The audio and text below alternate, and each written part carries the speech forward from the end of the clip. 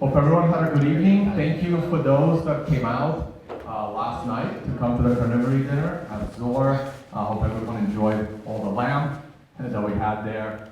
And again, thank you for the support. Thank you for coming to the event. I know we're kicking off a little bit late, but we're going to get through everything today. I'm not going to do that big of an intro.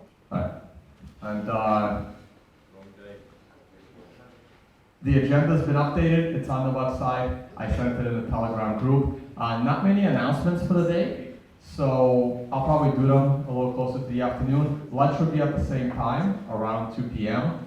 So thank you so much again for being here early. Our first presentation of the day is going to be Zender, Satoshi on Twitter, and he's going to talk about the history of Bitcoin Core and some of the interesting things that took place there. And Zender, take it away.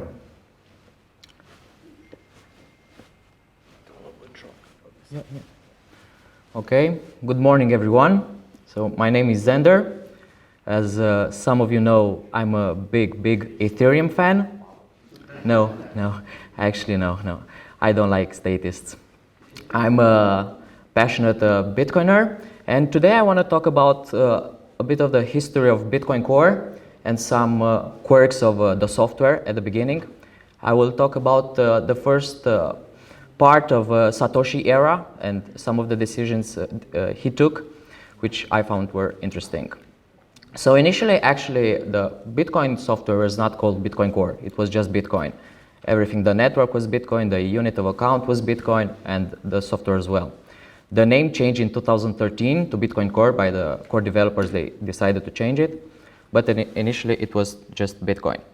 So let's think about the Bitcoin infrastructure.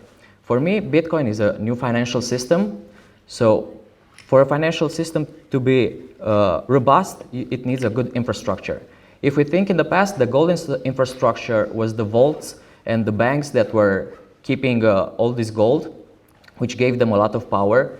So whoever had the power over the infrastructure could control the monetary asset. And that's why gold failed, because it could be controlled in a centralized way. Today, it's even worse, obviously, with the fiat, because the central banks can control from even less places in the world the whole financial system. So in order for us to have a robust financial system, we need a good infrastructure. And the Bitcoin infrastructure is actually the network of the full nodes around the world. Even the miners are actually nodes, so it's actually only the full nodes. So let's try to understand what is a node, because for me, in order to run Bitcoin or own Bitcoin, you actually need to run the Bitcoin software. It's the only way to be a Bitcoiner. I know there's a lot of debate on this, but for me, that's the only way. If users or people around the world say, I have an Ethereum coin or a Dogecoin, or I would always ask them, how do you know? How do you know you actually own that coin or that you have it? Many will connect to an app or a website and check it, but that means trusting that that website or app says the truth to you. So the only way to know is if you verify it yourself. So this is what makes Bitcoin decentralized, and this is what makes the infrastructure strong. More people that use the software, the better it is and more decentralized. So for me, what makes this infrastructure decentralized? I think the most important thing is that any user that wishes to verify his own coins should be able to. I'll say that again. Any user that wishes to verify his own coins should be able to. Many networks today, like the Ethereum, as I mentioned earlier, or other networks, they have such big full nodes that require so much resources that it's very difficult for a normal user to do it. So the core developers usually aimed to keep the node light in order for anyone that wishes to do it. Of course, it's preferably if most of the people would do it, but I don't know if it's realistic that this will happen. But if somebody wants to do it, he should be able to with very little resources. Okay, so I will talk now a bit about actually what it means to run a full Bitcoin full node, Bitcoin software, because many people say it's very difficult, but let's try to do it together. So we can write in on a search engine, Bitcoin Core download. We go to the bitcoin.org website and we just download Bitcoin Core. We can save this, but I will not wait. I already have it. So this is the app. You start it. Next, install. We'll wait a bit. And that's it. We're running Bitcoin Core. This is all you need to do it. It's like the most basic thing, and you need a computer, obviously, and you need some bandwidth. The software will start to sync with the other nodes around the world. It takes about 450 gigabytes of download data, so you have to pay attention to that. But this is all. You can also prune this data in settings, which means you won't have to lock 450 gigabytes on your hardware. You can do like 2 gigabytes, which is very good. But it's very simple. Like people that say it's very difficult to run Bitcoin, it's not true. This is all you have to do. Now, in order to verify a transaction, because that's what you have to use this software for, the most basic thing you can do is, let's consider you're getting your coins from a KYC exchange. You can ask them to send you those coins to an address from this app, from this software. So you provide an address from here, and when you receive it on this software, the software will actually validate the transaction and see if you actually received those coins. And when you do this, this is what actually enforces the rules.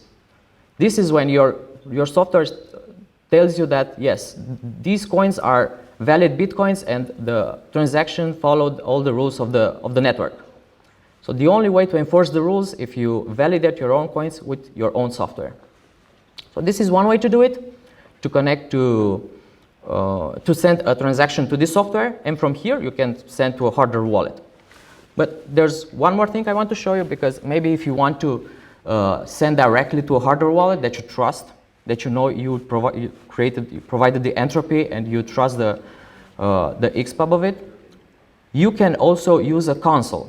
Console is a window where you can write command lines. I know people are scared about command lines, but I'll promise you this is very easy, and you can just Google these, or I'll provide them later. It's just one line that is very easy to do in order to verify a transaction that you send directly to your hardware wallet. Today, in order to verify transactions on your hardware wallet, you have to connect it to a node, the wallet, and to Electrum server, which is a bit difficult, but I'll show you how you can do it in a much easier way. So the command that you will use, you will have to use this command, Bitcoin CLI get raw transaction, insert the transaction ID and true.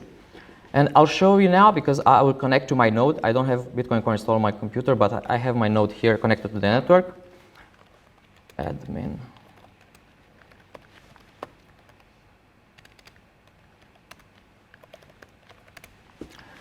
Okay, and let's try to find a transaction.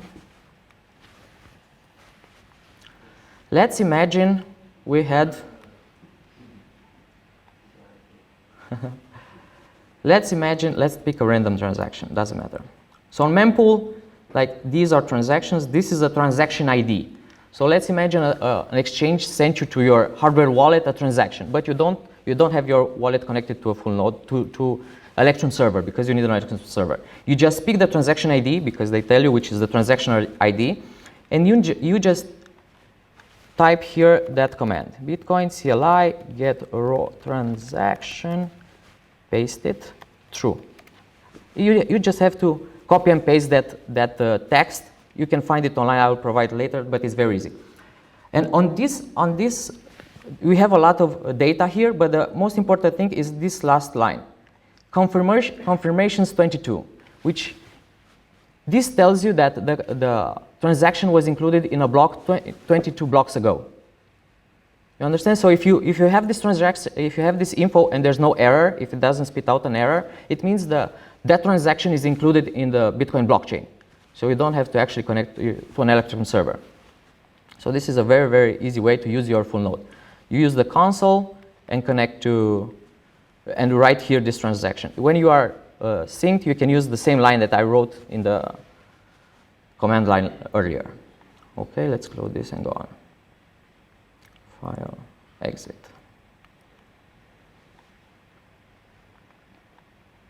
Why doesn't this show?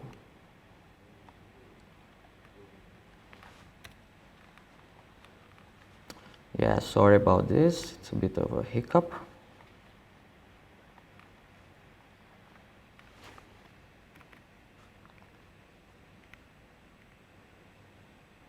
Okay, so you just check the confirmations, and that's how you know if the transaction is included in the Bitcoin blockchain. Now, when Satoshi started, he announced the first software in an email, and the initial software was actually Windows only. That is very interesting. It wasn't Linux, it was Windows only. And as you can see, his recommendation here is run bitcoin.exe. This is like the first message. And what I want to show you is I wanted us to see this.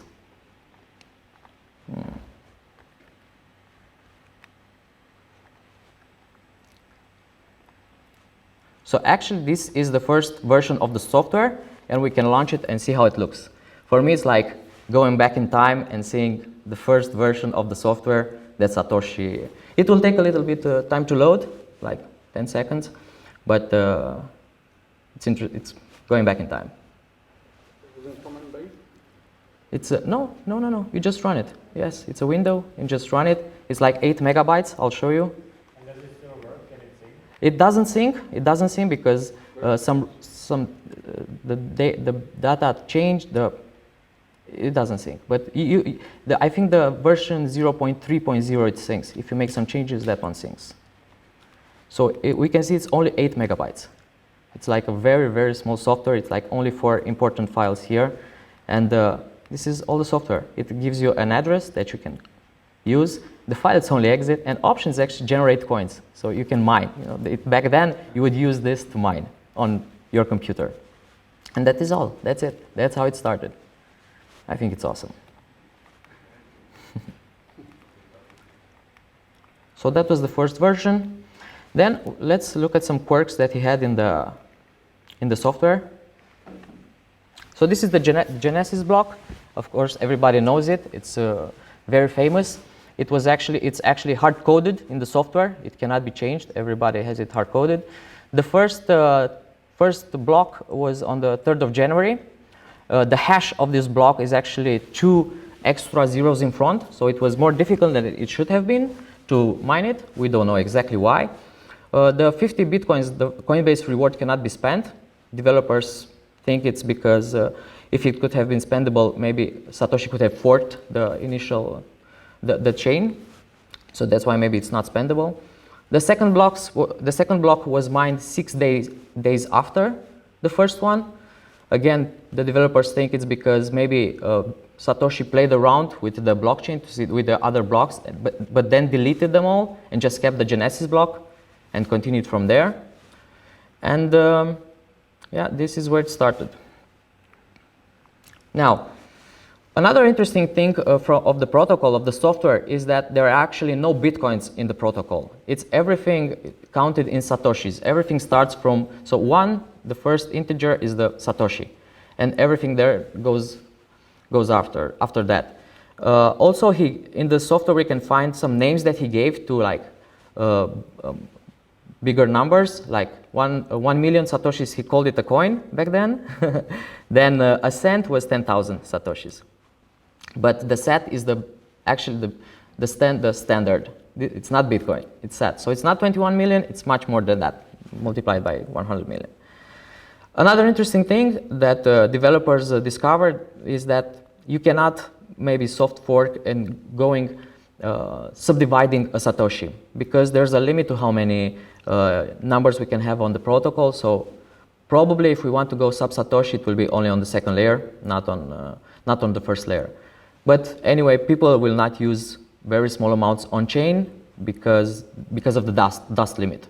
There's a minimum fee in Satoshis that it's not worth it to spend less than that. like 260 bytes, Satoshis, not worth it. That's the minimum fee, 1 sat per byte.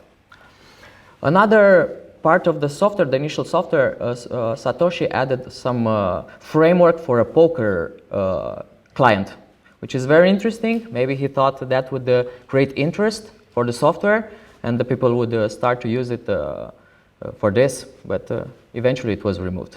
It wasn't used. Primitive connections. At the beginning, in order for people to connect with each other, they needed IP addresses of the other party. So in order to send bitcoins, they needed to connect to another IP. So it was very difficult at the beginning. You can understand how only like very good developers could use this software. So for me, they deserve all the bitcoins that they have if they still have them, because it was very difficult to use it and to trust it. And also the nodes would Satoshi decided to bootstrap on IRC. There was a channel where the nodes would find each other, and that was the beginnings, because it was the network. There were not many nodes, so it was difficult to find another one. But eventually, when the network grew, it was easier to find another node. So they didn't use IRC anymore, because of course it was a bit of risk to use that one, only that one. Okay, now let's talk about the overflow bug. In 2010, there was a big bug, a transaction that created many coins, very many coins, much more than the 21 million. Because of the overflow, it's a C++ error that somebody could exploit. So Satoshi decided to release a patch and advertise to the miners to use this patch in order to fix this bug. Back then, even in 2010, people on the forums were saying, no, it's too decentralized now in order to do that. But actually, the miners did use that patch, and eventually the longer chain overcame the one with the bug. So we can still see that back then, Satoshi was still a central figure. So the network was still centralized around him, but it had to be this way because it was still beta software. Because of this bug, Satoshi decided to create an alert system, which is something very interesting. He thought that this would be good to alert other nodes if there is a problem on the network. And Satoshi was the only one that had a private key of this alert system. This alert system, if it was used, the nodes would enter a safe mode. And this safe mode actually didn't allow users to send Bitcoin transactions. So it was like a very risky thing to use. People eventually said this, okay, they trust Satoshi to use this key, but they were worried, what if like a state actor would find this key? It would be very easy to stop the network. Of course, today this could not be done on a decentralized network. So also back then, Satoshi, before leaving at the end of 2010, he decided to remove this key and not hold it on. Actually, the key was released in 2017 at the breaking, or I think it was breaking Bitcoin, and developers said, please, nobody should use it because maybe there are still nodes on the network after. So after Satoshi left, 2010, midnight, he was a miner and he thought of not claiming 1 Satoshi from the Coinbase of a block he mined. So this Satoshi that he never claimed is actually disappeared forever. So it is not in the Bitcoin blockchain anymore. And also he didn't claim the fees either. But this means that the maximum number of coins is not the theoretical one, but actually less than that, because there are less coins that were claimed. This is not the only time that this happened. Some other miners had this actually tried this or had a bug in their implementation for the mining node, and they lost rewards. So there are less Bitcoins than it should supposed to be.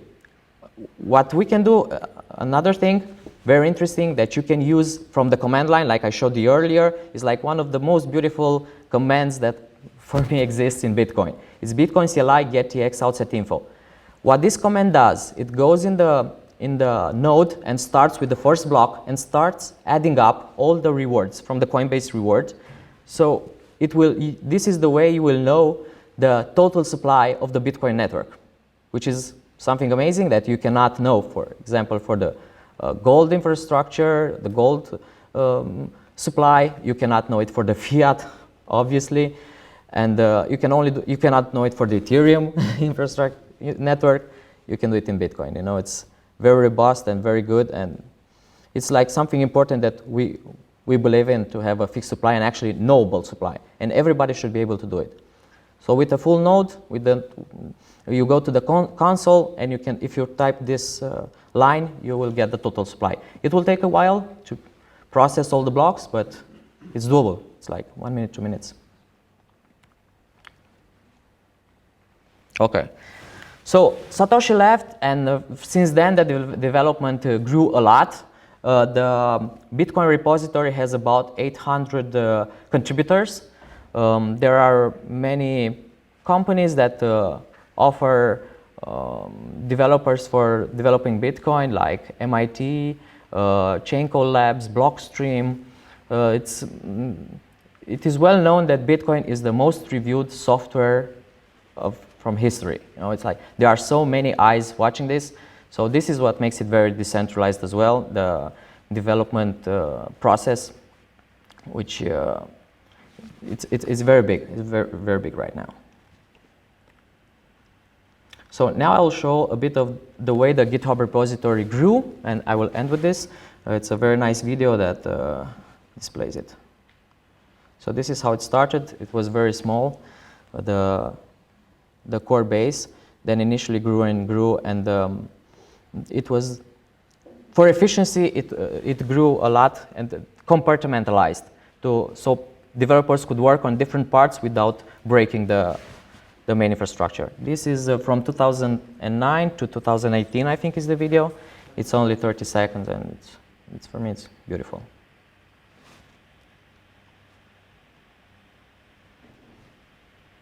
And anyone can work on the Bitcoin repository. Anybody can join. It's a meritocratic system, so you have to be very good at what you do. The beauty of it is that there are many anonymous developers that have a lot of feedback, and they are getting sponsorship, even if they're anonymous, which is very beautiful. They can be paid in Bitcoin, so it's already a decentralized network and can be used as money. So that's about it. Thank you. So after this, I can give out my SSH to connect to my node, and you can try out some of the commands that I showed, and you can play with it. And I think, yeah, you come back to me later, and I'll do it. All right, let's see if there's any questions. We got a few minutes. Get your,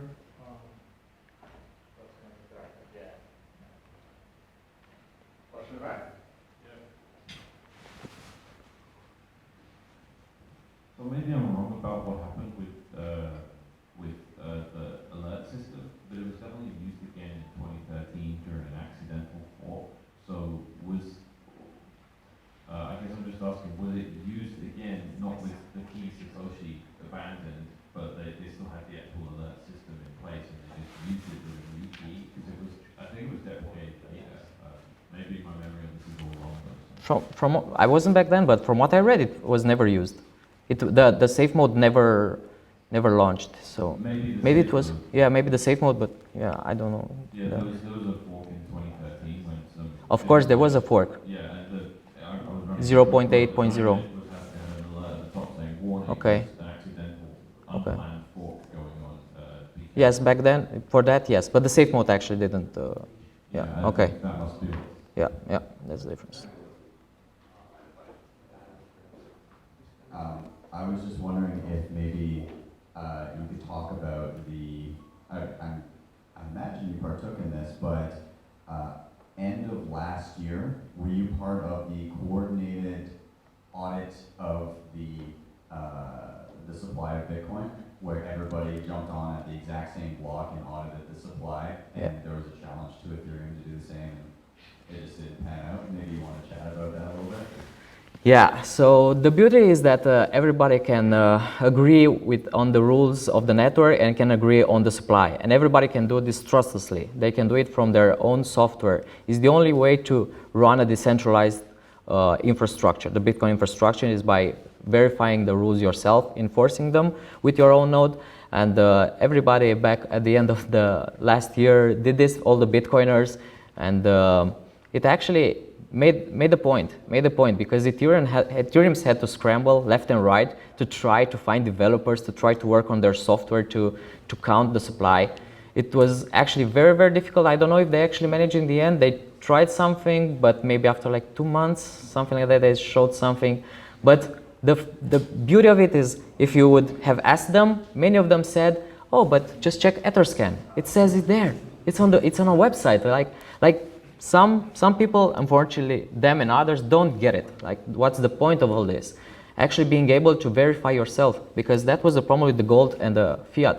You could not verify if the gold was in the vaults for all the banknotes that were released. You cannot verify if how much fiat is in the system or how much is printed.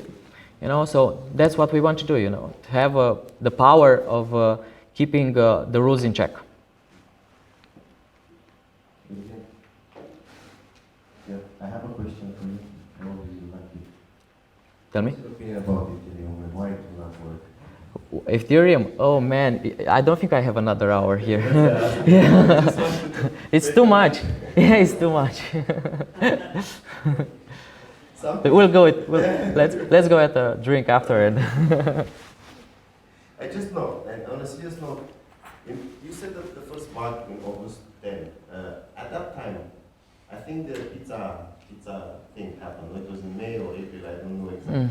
Did Bitcoin have a market like in 2010? Do you know, like people are transacting it, or like when the election happened? Market, if you mean like price, to understand if there was a price for the coins. Yeah.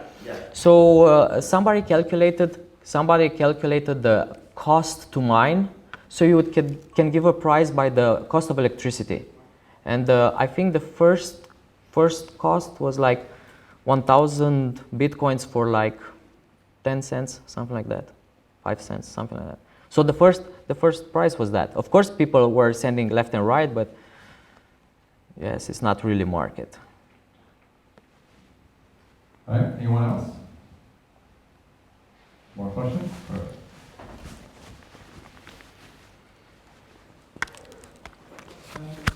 When was the scripting language introduced? Was it at the very beginning? At the very beginning, yes. This was script, yes. I find it fascinating that he was able to release such a kind of comprehensive bit of software. Yes, he was. It must have taken quite a while. Do we Yeah, have so- any idea how long it took? Yes, he said he started at the beginning of 2007. But if you think about it, everything, like Bitcoin is like the amalgam of all the mines that were before Bitcoin, because there were many cryptocurrencies before Bitcoin as well. Bitcoin is the one that actually worked the right way, but before that there were Hashcash, DigiCash, and people had to learn from those mistakes. So if you can go back to the history of the beginning of the internet to consider like all the info that he had to have from previous developers in order to create this. So it's the work of everybody else behind him as well, before him as well.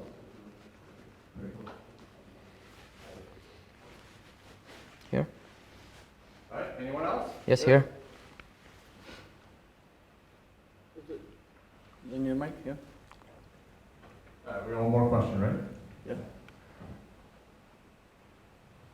Is it written in C++ or? C++, It's yes. continuous development. It's on Still C++, C++, And on yes. GitHub you can see it there. You have to know the language C++. Yes. And then. Yes, because it's the most trustworthy, most robust. C++, yeah. Thank you. All right, a question right there.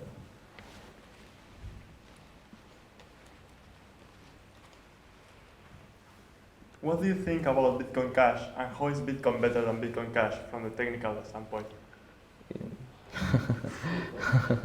another hour that I would have to talk on that. Take your time because we're still waiting for the part. Okay, so Bitcoin Cash. The problem with Bitcoin Cash is that, like I explained earlier, they don't understand the decentralization of it. Like, they think it's okay to have like huge nodes, like big rooms with a full node in order to validate those transactions. If they think 1 gigabyte is okay, but 1 gigabyte will never even sync on the network, you know. And so for them, to me, they see it as a bit of a socialist way of thinking, like everybody should be able to transact on chain. Like, I understand the point of it, but you need to understand, why are we here? Are we here so that everybody can do transactions on chain, specifically on chain, or are we here to have a decentralized infrastructure? Because for me, Lightning Network is more than enough to transact. You know, you don't have to be on chain, and we need, the most important thing is decentralization. So that's why we need to keep small blocks. Unfortunately, some developers say that even 1 megabyte, which is not really 1 megabyte, it's more than that, is too much. And the curve of the blockchain could grow so quickly that maybe 10 years from now it will be very difficult to sync. Luke Dash Jr. would like 300 kilobytes per block. So, but 256. Yeah, 256. That's the latest. It goes down every time. That's what you want. You want to cut it like just you want to go to 256. Okay. You see, so yeah, it's no, Bitcoin Cash will not sync. There's also a matter of consensus, right? Like those were, he's talking about the technical reasons for why the developers in Bitcoin they actually wanted to do it. Like, I remember those debates. Like, originally, Bitcoin Core developers are like, yeah, I mean, we're going to investigate the 2 megabyte block, and we'll probably go to that. But as they continued to actually investigate it, it became very clear that from a technical perspective, it's not ideal. And because it's not ideal from a technical perspective, you're never going to get consensus. So everyone that decided that yes, we can get consensus on this ended up, being ostracized from people that said no. So you didn't need a big majority to do it. It was just, if you have a hardcore small group in Bitcoin that will not upgrade, will not change by any means. And as long as enough people believe that that small group is actually technically correct, that small group will win. And that's what happened during the hard fork. It was like, what, 5% of Bitcoin did not want bigger blocks, and they won. As far as like the technical side of it. And the majority of the people trusted that 5% because you just couldn't get consensus. I don't know if anybody else wants to comment on it real quick. And then we'll I want to add another thing, a technical reason. Like, Bitcoin Cash will not be able to be used on Tor. And in my opinion, Bitcoin should be able to be used in a totalitarian regimes. So if you cannot use Tor, they can very easily block it from being used. If there are blocks, because the blocks, if they are too big, it's difficult to pass on the Tor network. I just wanted to add one thing too. We did get bigger blocks. Yeah. That's true too. Yeah. So when you look at the blockchain, you can actually see that blocks are larger than 1 megabyte at this point. They achieved it through an upgrade that was not coercive, in terms of not everybody had to upgrade to Segwit and actually change their client. So it's backwards compatible. You can still have legacy addresses. You can still choose not to use Segwit yourself. So it was done in a fashion where if you chose not to upgrade, you would still function. So it was kind of, in my opinion, the best of both worlds, and it enabled second layer scaling solutions, which were presented in a way by the other side as not being real Bitcoin, but as we kind of learned yesterday when we were doing Lightning, it is real Bitcoin. You actually have control over your Bitcoin. So. Yeah, that's a good point, because SegWit, if everyone is using native SegWit, the addresses that start with BC1, it's basically a 4x on-chain scaling. But that argument can also be, well, if it was 2 megabyte blocks, it would be 8x on-chain scaling, right? So, but they did kind of sweep that under the rug, that you weren't that, like no one did it, because SegWit wasn't immediately adopted, so you didn't feel that 4x scaling. But transactions dropped to nothing the moment blockchain.info finally adopted SegWit, like 3 years too late. If blockchain.info was one of the first wallets to adopt SegWit, fees would have immediately dropped in 2018 and stayed low. So the one final thing I'll say in regards to doing a hard fork to scale the network is every time that you implement a change to the protocol that is not backwards compatible, you call into question the entire rule set of the system, right?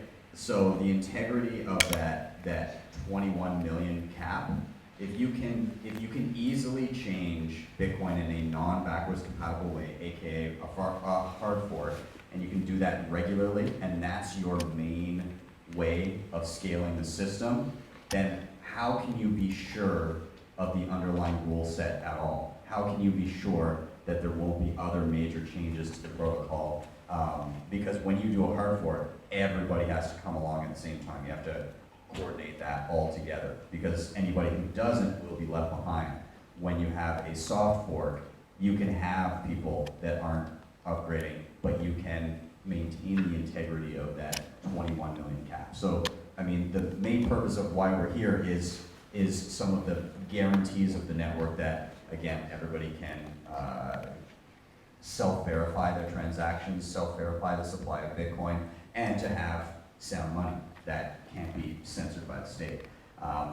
And again, regular hard forks call that into question. And we see that a lot with Ethereum as well. They can pull off a hard fork, no problem. In fact, in end of 2019, they did a hard fork, and then they forgot to add something, and then they did another hard fork within the same, I think it was 2 weeks later. And the only reason that they could pull that off is because nobody runs their own node. And so it was just the few nodes on AWS will upgrade.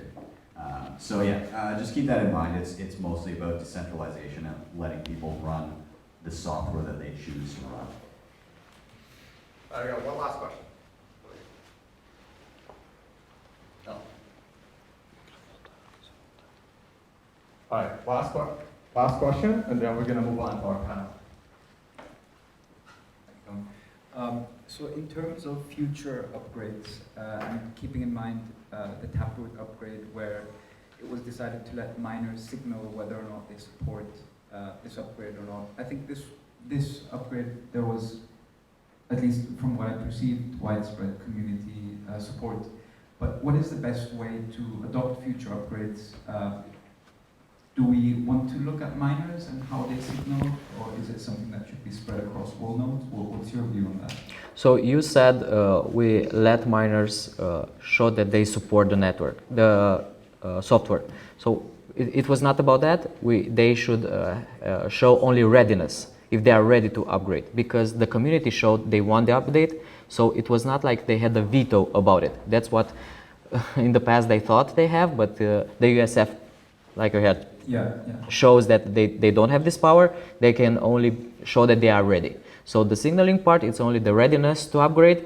Yeah, in the future, I think it will be done like it was done now, where they have like 1 month window to show if they're ready, that they're ready to update, and they just have to follow the rules of the network, because only the people that validate their coins, that's what enforces the rules. So only the Bitcoiners enforce the rules of the network.